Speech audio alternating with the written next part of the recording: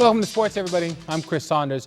Bahamas Lawn Tennis Association, in this breaking news story that we've been following all day, has now severed ties with First Vice President and Davis Cup captain Dentry Mortimer. The BLTA says in a statement that Dentry has been terminated for what they called behavior detrimental to the organization's health and is not authorized to conduct any business on behalf of the Bahamas Lawn Tennis Association. Today, actually, Charles Fisher caught up with Dentry to hear his side of the story.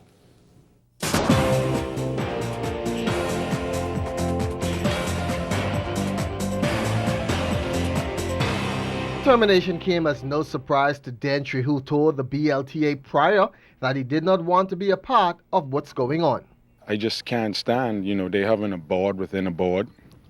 They have, the president is being run by individuals on the board. And, I have a problem for that because when you're a leader, you're supposed to lead. They sent a letter out saying that behavioral. So, clearly they're going to try and to discredit my personality, but it's nothing to do with behavioral. I just ask questions and I want to be answered because the people put me there. And I worked with, troubled youth in my spare time. I worked with kids in the ghetto.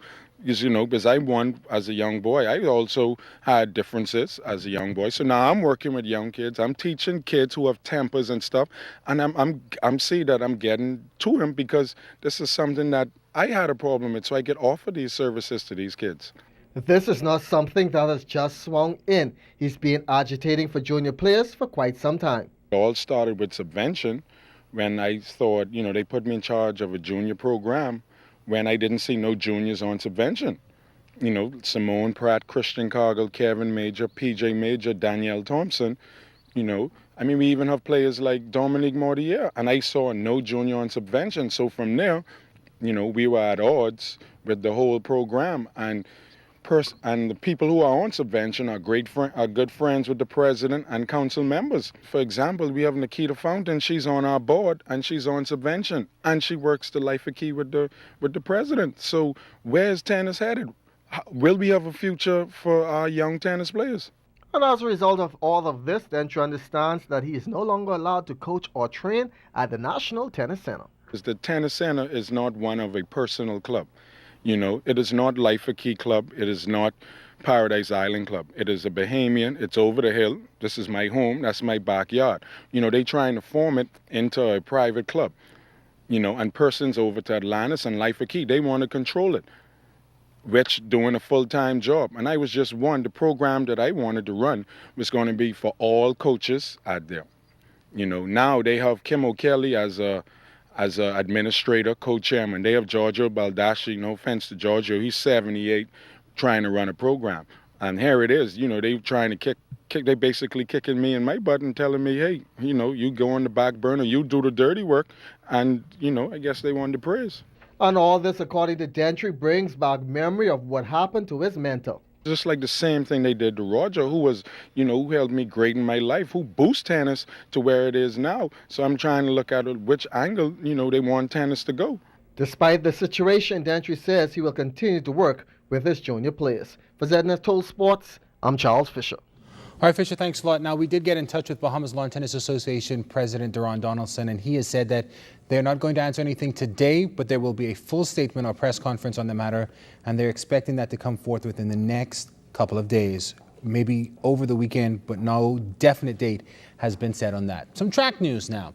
Our national 100-meter record holder, Derek Atkins and Aaron Clare, are going to be inducted into the National Association of Intercollegiate Athletics, or NAIA, Hall of Fame during the NAIA Outdoor Track and Field National Championships set for next year, May, in Indiana. Both of them, by the way, graduated from Dickinson State University. There you see Derek Atkins. Atkins, by the way, won 7 in total NAIA titles, including 3 outdoor titles in the 100 and 2 in the 200 to go along with a pair of indoor championships in the 60 meters. Clare, by the way, was the first man to win 4 NAIA outdoor 400-meter titles and was Dickinson State University's first athlete to compete at the Olympics. Some basketball news now. The 2012-2013 high school basketball season is still a ways off, but it's never too early to get ready for the task at hand. In fact, C.I. Gibson's senior boys coach, Kevin K.J. Johnson, scheduled workouts with his team over the summer and now is for him, it's a matter of just putting everything together. We had development league, we had camps, we traveled. A lot of the kids got better. I got real tall this year. I got a kid who's 6'9", very young, but need a lot of work. I have, a 6'8", 6'7", so hopefully these kids will come out and work hard, do extremely well in the classroom academically, and give themselves a chance to get a scholarship to move on after they're done. No surprise with this one. As in years past, KJ says he's once again expecting a high level of competition not only from his guys, but throughout the entire season. CC Sweden will always be good. I think well-coached team by Coach Mario Bolle. Aaron Billy is always in the mix there with Coach Ingram.